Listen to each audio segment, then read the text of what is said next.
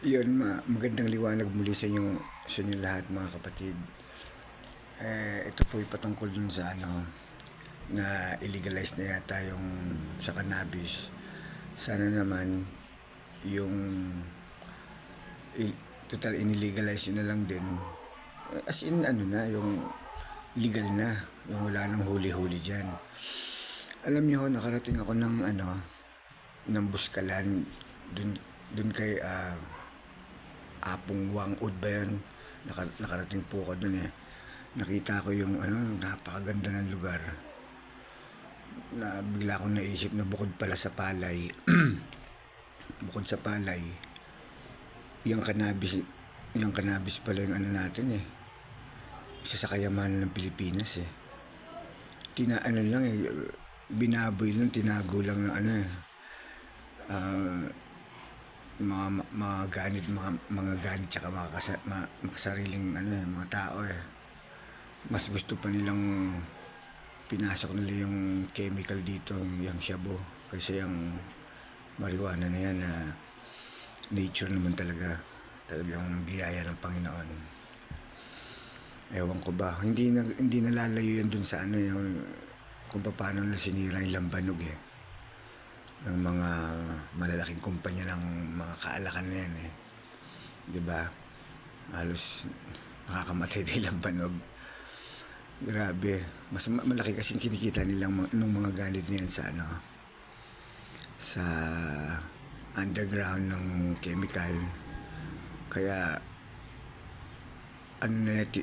tinanggal nila yung marijuana na yun dahil maaari maging kakompetensya ng chemical.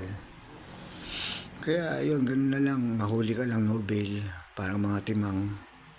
Hindi mo alam kung magbago na ho kayo dahil para maging payapa na po yung pamumuhay natin dito sa Pilipinas.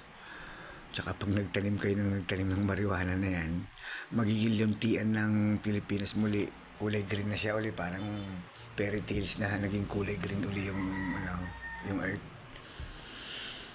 Yun lang po. Sana illegal na tapos. Nako, napakapayapa niyan kung alam niyo lang, napakapayapa. Lalo sa mga nakaka-experience na ng cannabis.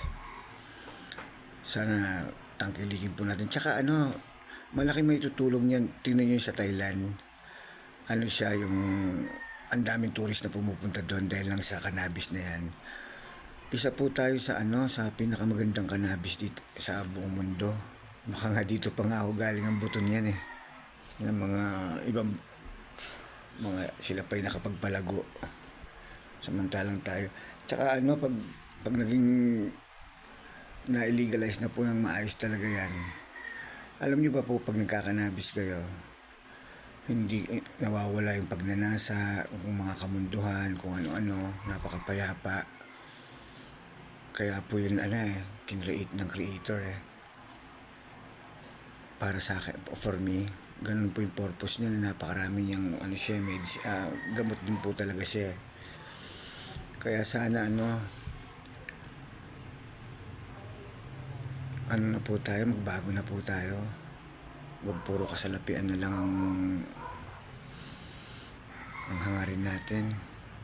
Maging payapa po tayo habang nandito po tayo sa kinalulugaran natin. Yun po, maraming salamat. Salamat po. To our Father